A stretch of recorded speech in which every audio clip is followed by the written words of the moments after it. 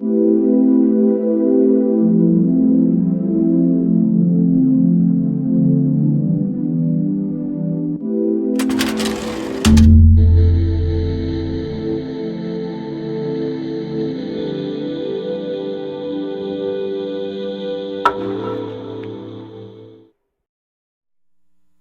yo les voy a hablar de las investigaciones que hemos estado haciendo en esquizofrenia.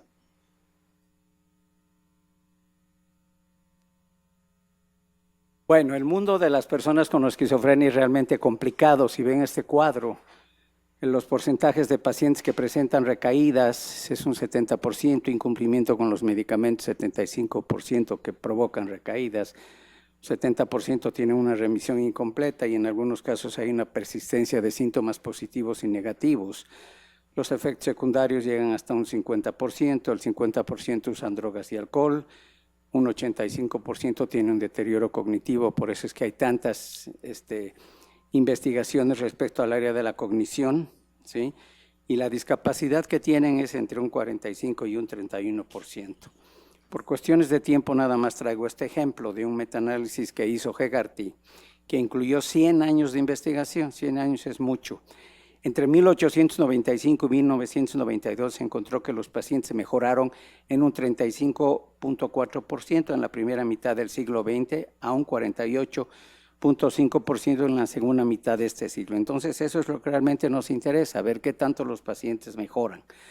La medicina basada en la evidencia es una corriente de pensamiento que exalta la necesidad de que los programas, tratamientos, intervenciones, servicios y acciones que se apliquen en cualquier contexto deben estar avalados por la mejor evidencia científica posible. Por ejemplo, cuando uno lee un metaanálisis, se da cuenta realmente cuáles son los mejores tratamientos para algunos trastornos mentales. El tratamiento basado en la evidencia para esquizofrenia indica que tienen que haber intervenciones múltiples y específicas, como que los pacientes tengan dosis óptimas de antipsicóticos, alguna modalidad de intervención psicosocial, psicoeducación al paciente y a la familia tiene que participar y también hoy en día hay que hacer el manejo comunitario, que es donde los pacientes se encuentran. Entonces, a raíz de todo esto, a partir del 2005, los expertos en esta área de estudio han desarrollado y propuesto estos nuevos conceptos que aparecen en esta nueva diapositiva, ¿sí? Cuando hay un diálogo entre clínicos, ¿qué tanto mejoró tu paciente? Bueno, pues mejoró mucho, mejoró poco, pero eso queda muy subjetivo, ¿no?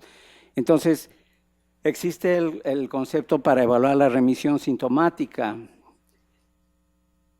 la respuesta al tratamiento y remisión, la remisión psicosocial, la remisión funcional y la recuperación funcional.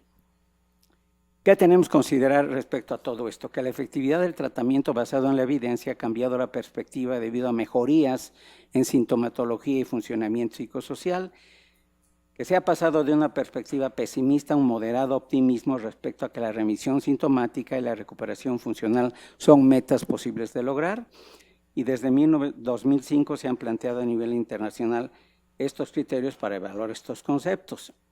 Pero también que en la última década se ha incrementado la investigación respecto a evaluar la efectividad de tratamientos farmacológicos y psicosociales. La pregunta es, ¿cómo sabemos que un tratamiento es efectivo?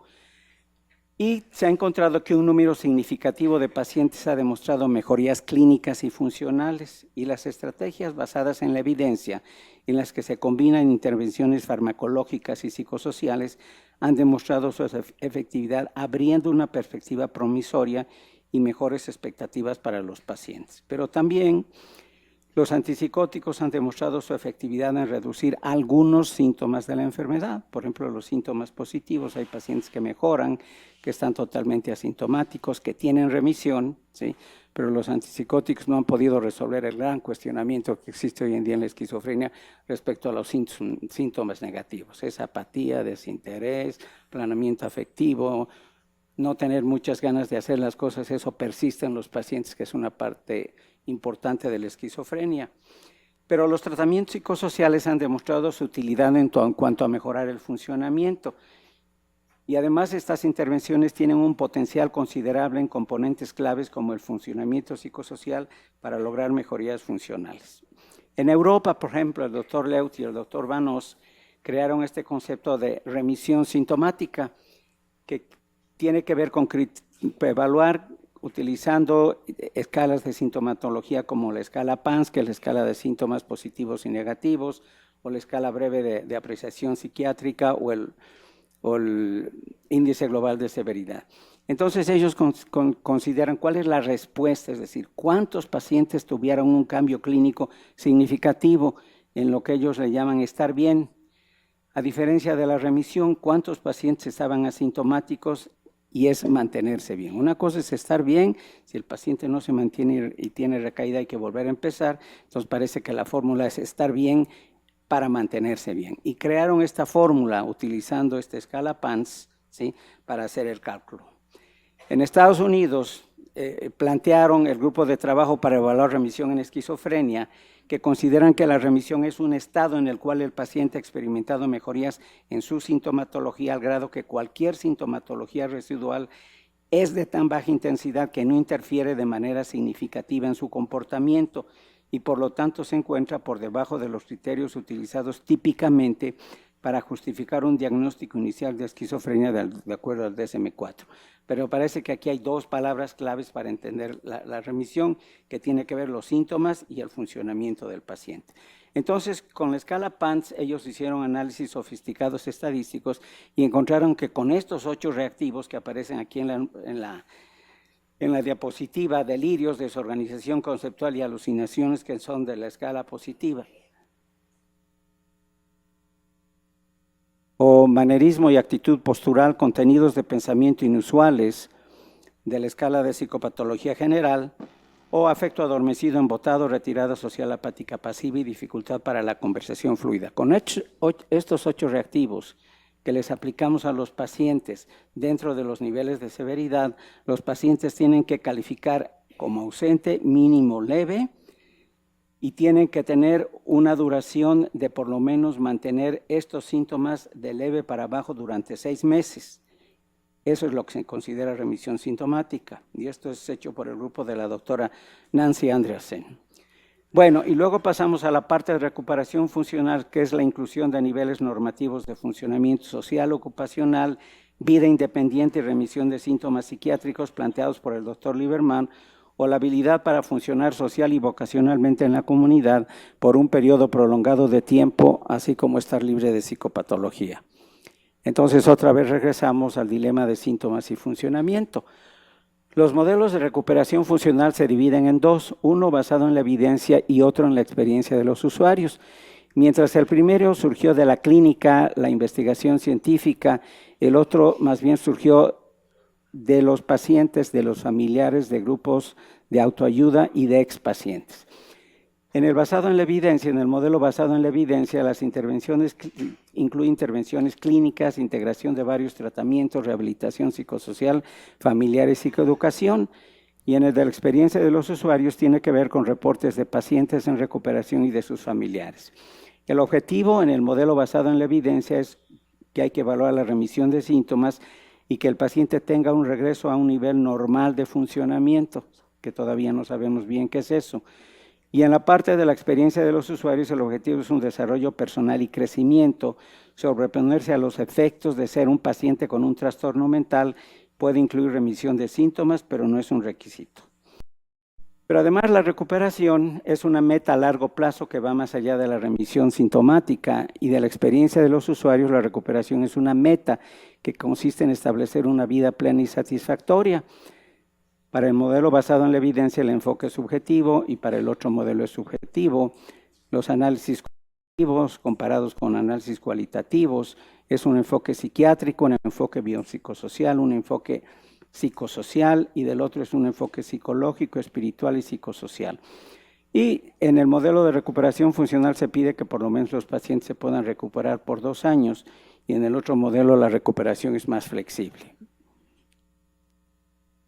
Entonces podemos ver que los componentes del modelo de recuperación funcional tienen que ver con la remisión de síntomas, con la cognición, con la calidad de vida, con el funcionamiento y finalmente lo que hay que sumar sintomatología y funcionalidad.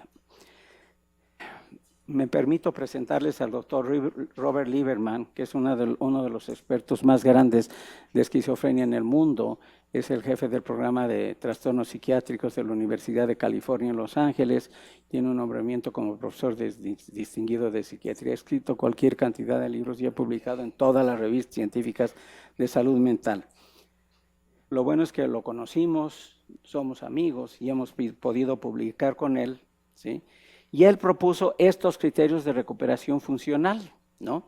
Uno, que tiene que haber una remisión de síntomas de acuerdo a los instrumentos de sintomatología, que tiene que haber un funcionamiento vocacional u ocupacional, que el paciente tiene que estar trabajando o estudiando por lo menos de medio tiempo en ambientes laborales o educativos formales y que no sean escenarios protegidos para personas con trastornos mentales. Pero además de esto necesitan tener vida independiente, sin supervisión en el manejo de dinero, autocuidado, ni en el cumplimiento con el uso de medicamentos. Cumplen con este criterio los pacientes que vivan de manera independiente con algún compañero de cuarto o con su pareja o amigo. Y también aquellos que estén viviendo con su familia, si esto es aceptado de acuerdo a la cultura al que pertenezca. Por ejemplo, en el caso de la población general, la mayoría de los pacientes en países de primer mundo no viven con sus familias porque hay una infraestructura donde les pueden dar un departamento y les pueden dar trabajo para que puedan vivir de una manera independiente, que es muy distinto en el caso de países latinoamericanos. En el caso de México, el 90% o el 95% de nuestros pacientes viven con su familia, pero esto es aceptado de acuerdo a estos patrones culturales, ¿no? Pero además necesitan tener relaciones cordiales con la familia por medio del teléfono, visitas en eventos familiares o en días festivos. Y finalmente esto de las relaciones sociales, tener actividades sociales por lo menos una vez por semana, que pueden ser reuniones, comidas, actividades recreativas, conversaciones telefónicas u otras interacciones con personas que no sean familiares. Y todos estos criterios se tienen que mantener por lo menos durante 2 años. Hay otra autora sueca, Ann-Marie Torghaus-Boen, que en 2010 propuso estos otros criterios para contrastarlos con los anteriores, ¿no? Ella dice que primero hay que verificar que el paciente tenga un diagnóstico confiable de esquizofrenia al inicio de la enfermedad, es decir, que realmente tenía todos los síntomas para poder tener ese diagnóstico. Y luego pide todo lo contrario, que no cumpla con los criterios del diagnóstico de esquizofrenia, que tiene toda la razón. Es decir, si el paciente está recuperado o está sintomático, no debería tener todos los síntomas de la enfermedad. Si yo tengo tos y sigo tosiendo, no me he recuperado. Si he dejado de toser, seguramente me recuperé. Pero además pide no haber sido hospitalizado en los últimos 5 años, no estar tomando antipsicóticos, que debería ser así. Si no tiene la enfermedad, no tiene por qué tomarlos. Y esto ha generado mucha controversia porque los pacientes crónicos necesitan tomar medicamentos toda la vida. Entonces ahí le corrigieron, pero podría ser en dosis bajas. Y luego viene la parte de funcionamiento de acuerdo a la escala, a uno de los ejes del DSM-4, que debería ser mayor a 65. En un estudio de revisión que hicimos, que se publicó en el 2014, encontramos 62 estudios de remisión para un total de 94,821 pacientes con una duración del seguimiento de 6 meses a 37 años y encontramos que entre un 20 y un 97% de los pacientes tienen remisión. Y en cuanto a la remisión funcional o recuperación funcional, que son términos que se estudian de manera similar, encontramos 32 estudios con 6,000 y tantos pacientes con un seguimiento de 6 meses a 42 años y indican que la recuperación debe ser entre 10 y un 68%. Hay otros autores que dicen que no debe ser más de un 15%. Entonces nosotros nos hicimos las siguientes preguntas: si es posible la remisión sintomática y la recuperación funcional en pacientes mexicanos con esquizofrenia, qué porcentaje pueden tener remisión sintomática, qué porcentaje pueden lograr la recuperación y cuáles serían los predictores de estas variables, ¿sí? Aquí les presento diversos resultados de todos los estudios que hemos hecho. Por ejemplo, en los pacientes del primer episodio psicótico, encontramos que la remisión era 33% y terminaron con un 94% en comparación con el grupo control, que fue menor. El funcionamiento en ingreso era que los pacientes tenían por arriba de 60 un 56% y un 3.6% del grupo control, y cuando sumábamos la remisión y el funcionamiento para ver qué era la remisión funcional, encontramos que en el grupo experimental un 56% de pacientes tuvo remisión funcional en comparación con el 2.2. ¿Sí? Estos resultados se publicaron en este artículo en la revista Schizophrenia Research and Treatment, cuando todavía el doctor Ortega, que era el coordinador de la clínica, estaba con nosotros. Bueno, en otro estudio que tratamos de comparar el efecto de dos modalidades de tratamiento, un grupo experimental que recibió tratamiento farmacológico, tratamiento psicosocial y psicoeducación, y otro grupo control que nada más recibió tratamiento farmacológico en la clínica de esquizofrenia con una duración de 6 meses. Lo que encontramos es que los pacientes experimentales tuvieron un 26% de remisión y un 91% cuando salieron, a comparación del control de 21% y un 66%. El funcionamiento en egreso de los pacientes fue 58% en comparación con el 1.9%, y la remisión funcional, cuando terminaron los pacientes, fue un 97.5% y 1.9%. Esto es alto, pero el editor de la revista donde se publicaron estos artículos nos comentó: es posible que ustedes están haciendo un seguimiento riguroso a los pacientes y los están acompañando todo el tiempo, los pacientes están controlados y por eso salen estos resultados. Y si comparamos los resultados a nivel internacional de lo que es remisión, que es entre un 20 y un 97%, en nuestra muestra fue un 80%, cuando los pacientes recibieron antipsicóticos y tratamiento psicosocial fue el 91%, y cuando nada más recibieron medicamentos antipsicóticos 66%. Y en cuanto a la remisión funcional, que los resultados a nivel internacional dicen que es entre un 10 y un 68%, la muestra total de México fue 33%, cuando se combinaron antipsicóticos y tratamiento psicosocial 97% y antipsicóticos solamente 2%. ¿Sí? ¿Cómo vemos la efectividad de los tratamientos? Distintos autores han desarrollado fórmulas, como Cohen en este caso, que utilizando la base de datos utilizamos el puntaje de ingreso del paciente menos el egreso con una desviación estándar, y podemos calcular que la efectividad del tratamiento o el cambio clínico significativo o la magnitud del efecto del cambio clínico, que en inglés es el effect size, puede ser pequeño, mediano o grande.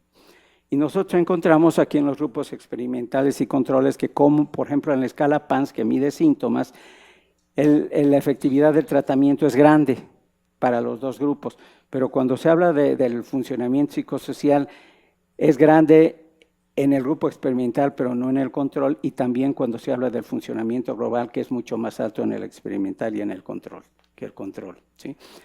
Estos artículos se publicaron en esta revista Journal of Psychiatric Research. Bueno, de un estudio transversal que hicimos donde los pacientes nada más tenían tratamientos, encontramos que el 45% tuvo remisión sintomática, el 32% de otro concepto que es remisión psicosocial. El funcionamiento adecuado fue en un 53% de los pacientes, pero la remisión funcional fue en un 14%. ¿Sí? Y los predictores de remisión funcional fueron estar trabajando, estar usando antipsicóticos atípicos, estar tomando un menor número de antipsicóticos, un menor nivel de severidad en los síntomas negativos y un menor nivel de severidad en los síntomas de excitación. En otro estudio que hicimos tomando los criterios que les planteaba del doctor Lieberman en una muestra de 120 pacientes, encontramos que el 48% tuvieron remisión sintomática, un 46% tuvieron funcionamiento vocacional u ocupacional, el 26.3% tuvieron relaciones sociales, el 23% vida independiente y el 10.5% recuperación funcional. Entonces, el resumen de las investigaciones que hemos hecho del primer estudio, ¿sí?, es que los pacientes se recuperaron de manera funcional en un 14% y en un 10%, pero no es más del 15%. ¿Sí? Y esto se publicó en esta revista Neuropsychiatric Disease and Treatment. Bueno, ¿qué podemos concluir? Que nuestros resultados coinciden con lo reportado a nivel internacional. Cuando se combinan los tratamientos farmacológico y psicosocial, la remisión sintomática y la recuperación funcional son posibles de lograr en pacientes mexicanos con esquizofrenia. También se ha encontrado que la remisión sintomática está relacionada con el funcionamiento psicosocial y por lo tanto con mejorías clínicas y funcionales. pero también que la remisión sintomática se puede considerar como el primer paso hacia la recuperación funcional, aunque esto hemos encontrado con los pacientes en la clínica, que hay pacientes que no tienen síntomas, pero no tienen recuperación funcional, no trabajan, no estudian, no tienen bien independiente. Y hay otros pacientes que aún teniendo síntomas, y nos dicen, escucho voces a la hora del desayuno y todo eso, tienen un trabajo, se trabajan y recuperan. Eso es lo controversial de esta enfermedad. Pero también el funcionamiento psicosocial se puede considerar como un requisito para mejorar la funcionalidad de los pacientes. Estos dos aspectos son componentes importantes para lograr mejorías funcionales en los pacientes, es decir, recuperación funcional. Y por otro lado, no hay tiempo para hablar de otro aspecto importante como la psicoeducación. Cuando me ha tocado participar en los consensos de esquizofrenia y abrimos el algoritmo para ver qué es lo primero que necesitan los pacientes, que son medicamentos antipsicóticos, en la otra llave, lo primero que necesita la familia es tener psicoeducación. Entonces la participación de la familia es muy importante. Sin embargo, no existe un consenso internacional en contar con una definición operacional de remisión y recuperación funcional. Son muchas, y esto limita el poder hacer estudios comparativos. Tampoco en tener criterios unificados para medir estos aspectos. Hay una diversidad de conceptos de remisión y recuperación. Esto dificulta las comparaciones, pero las propuestas en los últimos 10 años han sido considerables, ¿no? Pero ya hemos avanzado en cuanto a la parte de saber cómo medir revisión objetivamente, cuantitativamente, lo mismo que recuperación funcional. Ahí están nuestros datos, ¿no? Pero donde no sabemos bien cómo medir es el funcionamiento del paciente en la comunidad. Antes la mayoría de los pacientes estaban internados en los hospitales. Ahora la mayoría de los pacientes viven en la comunidad con sus familias. Cuando tienen una recaída, tienen un internamiento, no están más de un mes, como recomienda la Organización Mundial de la Salud, luego son dados de alta y lo importante es ver cuál es su funcionamiento. Pero utilizando, por ejemplo, esta escala GAF, que es uno de los ejes del DSM-4, que es la evaluación de la actividad global, fíjense qué dispersión hay en cuanto a cómo evaluar el funcionamiento. Mientras un autor dice, ¿sí?, que el buen funcionamiento o el funcionamiento adecuado o el funcionamiento dentro de un rango normal o que el paciente tiene funcionalidad es con un puntaje de 50. Otros, la mayoría dicen que arriba de 60. Otros dicen arriba de 71, otros arriba de 80 y otros arriba de 81. Entonces, para unos, los que no tienen 81 no tienen un buen funcionamiento y para otros, los que tienen 50, tienen un buen funcionamiento. Esto todavía no lo hemos resuelto, ¿no? Y todo lo que es la respuesta al tratamiento farmacológico, la remisión sintomática, la estabilidad clínica, la remisión psicosocial, la recuperación funcional, funcionamiento en un nivel normal, la adherencia terapéutica, las recaídas, no existe un consenso a nivel internacional. El otro día leí un artículo sobre recaídas y habían 20 definiciones de recaídas. Pero parece que lo que estamos tratando de hacer es, como plantea el doctor Lieberman en su libro, que es recuperarse de la discapacidad, de esa discapacidad que tienen los pacientes en cuanto a funcionamiento, ¿no? Pero también ha habido mucha controversia entre investigadores, ¿sí?, en cuanto a decir